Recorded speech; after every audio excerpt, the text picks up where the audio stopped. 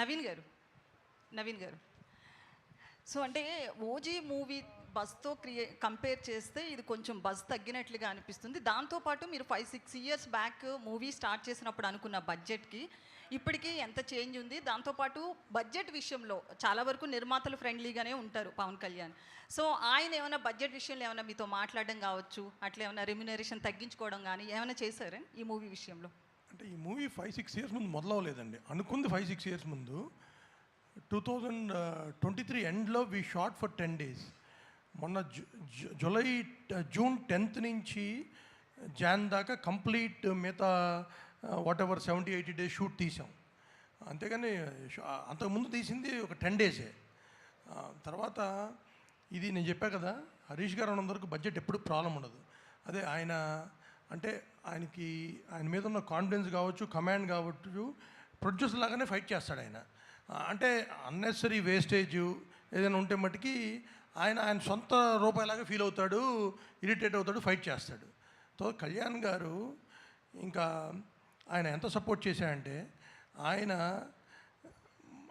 మా దగ్గర minimum nominal advance తర్వాత ఇప్పుడు దాకా ఆయన ₹1 కూడా తీసుకోవాలి. ఆయన క్లియర్గా మీకు కొద్ది డిలే అయింది, కంఫర్టబుల్గా అయితే ఏమైనా చేయండి, లేకపోయినా పర్లేదు అని నేను సినిమా స్టార్టింగ్ ముందు కలిసిన రోజు చెప్పారు ఆయన. అంటే ఇట్స్ ఎ షాకర్. ఇండస్ట్రీలో ఎవరు చెప్పిన నంబర్ కూడా అట్లా చెప్పారు ఆయన క్లారిటీ కూడా. ఏమండి నేను పొలిటికల్గా ఉన్నా, నేను ఎక్కడ ఆగకుండా 3 monthsలో మీ షూటింగ్ కంప్లీట్ చేస్తాను, నాకు పనున్నా నేను ఎవ్రీడే వచ్చి చేస్తానని ఆయన 12 hours 15 hours పనిచేశారు ఈ సినిమాకి. లేకపోతే ఇట్లా అయ్యేది కాదండి.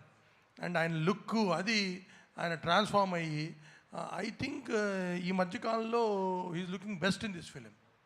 హరీష్ గారు అయితే 5-6 years బ్యాక్ ఆ 10 days షూట్ ని మూవీలో ఉంచారా? 6 years బ్యాక్ కాదండి, మీరు మళ్ళీ 5-6 షూట్ చేసాం 23లో. ఆ లుక్స్ చేంజ్ ఉన్నాయి కదా పవన్ కళ్యాణ్ గారు ఎలక్షన్స్ లోకి వచ్చిన తర్వాత, ఎలక్షన్స్ లో తిరగడం కావచ్చు, పొలిటీషియన్ అయిన తర్వాత అంటే మినిస్టర్ అయిన తర్వాత కావచ్చు, ఆ లుక్స్ లో చాలా చేంజెస్ వచ్చాయి.